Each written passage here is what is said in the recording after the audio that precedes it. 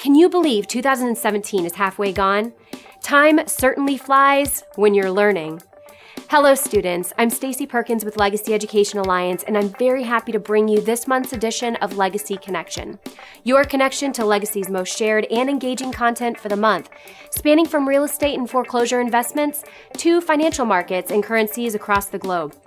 In this month's issue, we're going to be talking a little bit about debt, specifically how to save money through debt consolidation. It is very common these days to take out various loans from multiple lenders, whether it's for a mortgage, car payment, student loan, credit card, or other. Before long, it can become challenging to monitor all of these payments, let alone make sure that they're getting paid on time. Well, there's an option out there that can help borrowers keep track of fewer bill payments as well as pay less interest. Debt consolidation is the concept of replacing multiple outstanding debts from different sources with one larger loan from a single creditor. Essentially, you receive a loan that is large enough to cover the remaining amount on each or some of your outstanding loan balances. So instead of paying back each of those loans individually, you just focus on the one loan received from a single creditor. Okay, so how exactly can consolidating debt save you money? Well, there's a clear financial incentive tied to debt consolidation in addition to the fact that it is easier to keep track of. It requires a comparison between the current levels of interest you're paying across each of your outstanding loans versus the interest rate offered on the consolidated loan.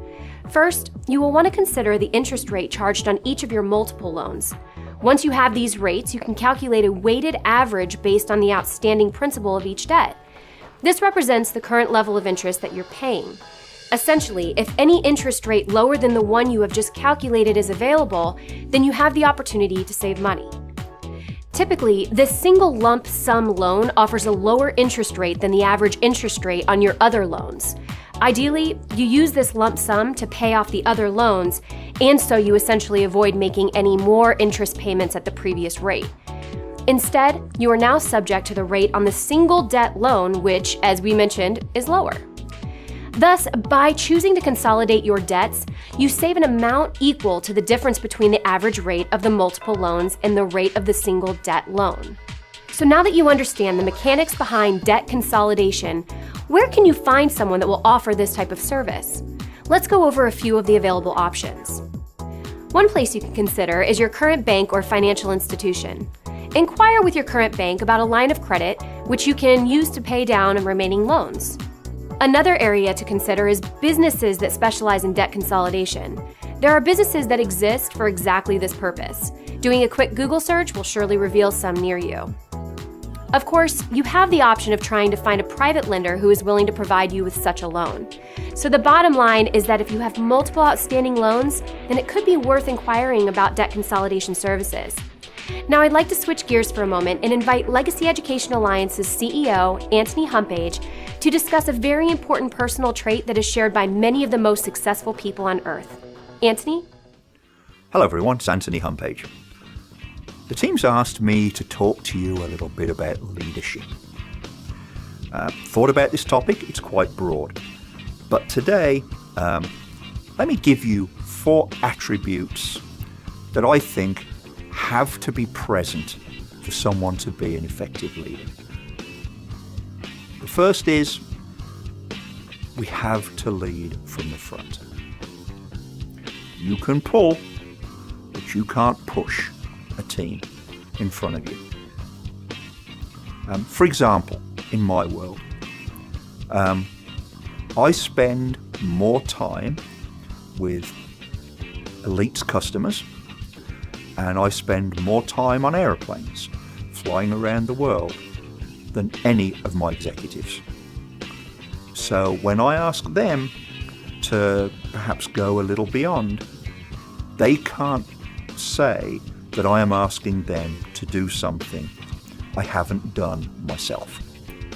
That's one example, hopefully, of leading from the front, setting a strong example. I think the second thing that's really important is consistency. Do your people, does your team know how you're going to react to a certain set of circumstances? If I go back a few years, one of the people that I have great respect for as a speaker and presenter is a gentleman by the name of Roger Dawson. He had a presentation you could buy on tapes, which again dates this conversation a little bit, called The Secrets of Power Persuasion. And in that presentation, he contrasted Ronald Reagan and Jimmy Carter.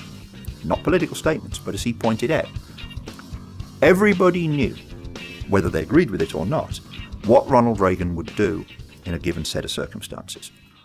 The same could not be said of Jimmy Carter, who often was very unpredictable in how he would react to things. Who was the more effective leader, do you think, setting politics aside, in that situation? Certainly President Reagan, because he was consistent. And if you want to be an effective leader, you have to be consistent. Okay. Moving along from consistency comes trust.